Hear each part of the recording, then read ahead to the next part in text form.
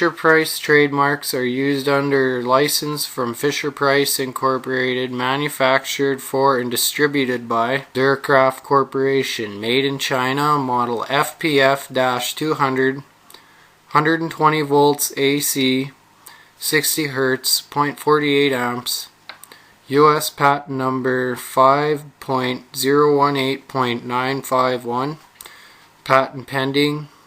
Then SA symbol thing, LR95612 under that. Okay, this is a 1998 Fisher-Price or Duracraft 7-inch desk fan, and I'll tell you right now, I lost the grill back in the day. I took it off in the shop and it was really hard to put back on, so I just didn't do it for a little while, and a little while turned into forever, and the grill is gone now. I have no idea what happened to it. It hardly moved any air with the grill on anyways. First thing you'll notice there is that the blades aren't exactly in the middle. They're a little higher.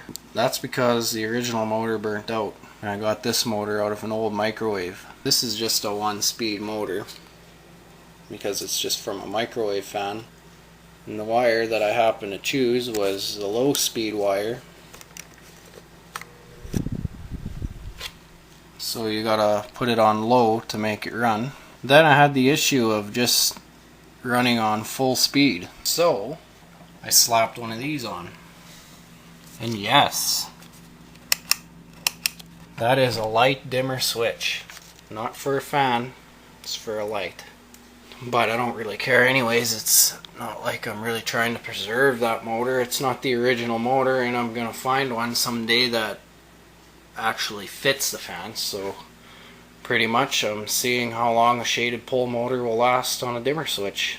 Doesn't seem to mind it at all, other than if you turn her too low, it'll all of a sudden stop making the buzz that it usually makes, and it'll start making like this really deep pitched hum, and the blades will just kind of turn like they're restricted, but they're not. That must be the dreaded stall that's always talked about when you use a light dimmer switch on a fan. And it gets hot fast when it's in stall. Here's high.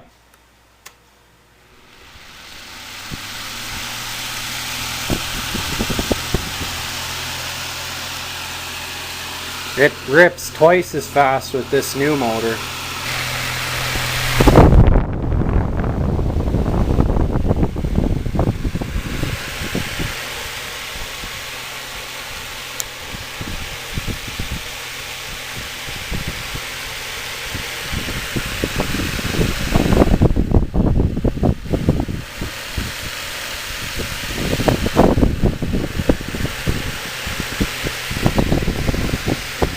And what I noticed with this fan is instead of just blowing a straight stream of air, it seems to blow in like an expanding cone, kind of like this.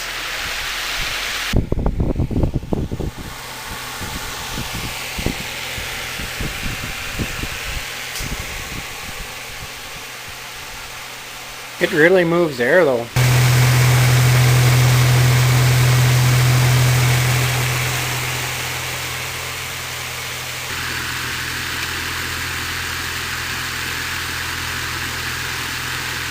Turn it down a bit.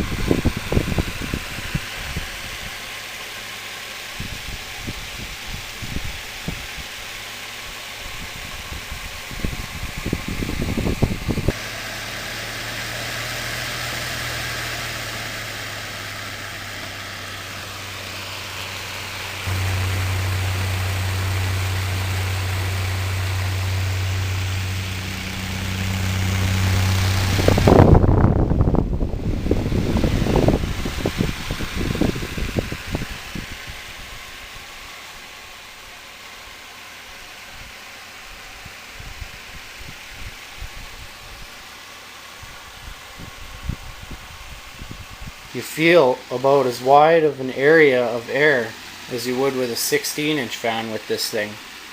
farther back you get, the wider amount of air you feel. And stuff like this over here. Still one sticker under there. I used to call this a sticker fan because I put a whole bunch of stickers on it when I was a kid.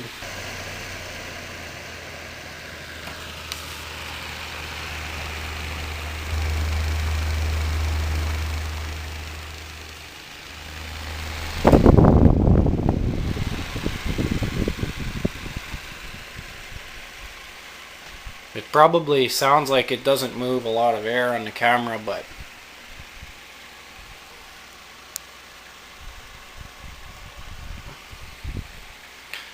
this thing's pretty special to me. It was the very first fan to start off my collection. I had that 12-inch Super before, but like that was still like my parents' fan back then. This was my fan, and I was proud of it.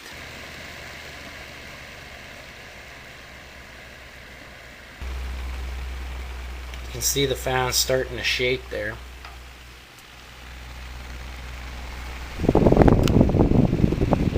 The blade isn't the most balanced on that rotor because I had to put a little extra sleeve of something in there to take up the play from the smaller rotor shaft of this motor. It's almost inaudible now, and I'm still feeling a lot of nice air over here. But this is spinning slower than most 7-inch fans would. You might get some to spin that slow. This is usually the lowest setting I'll ever use it on. Simply because it doesn't really move a lot of air if you go any slower than this.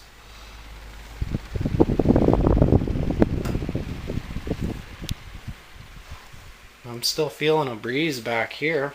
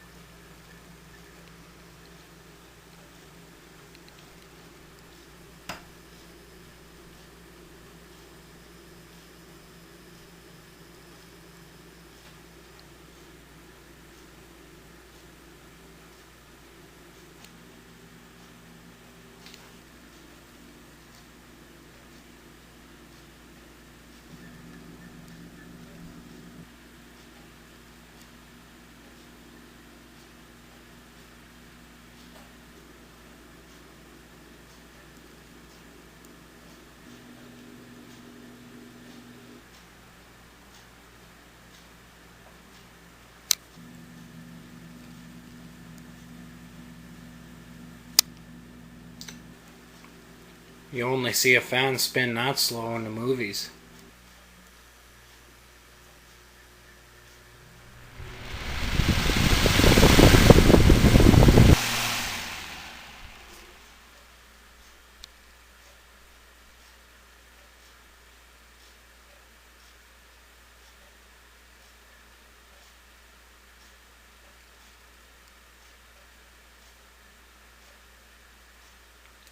Thanks for watching.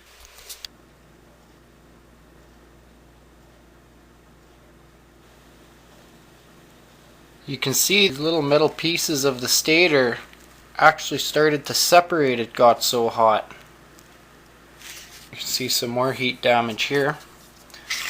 All these shaded poles used to be perfect copper color when I first put the motor in the fan, but after being locked up for a few hours, that sure changed that.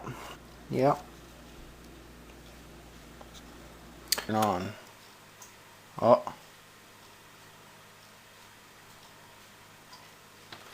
Come on.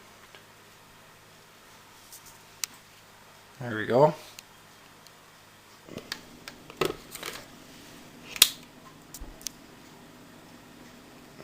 Come on, camera.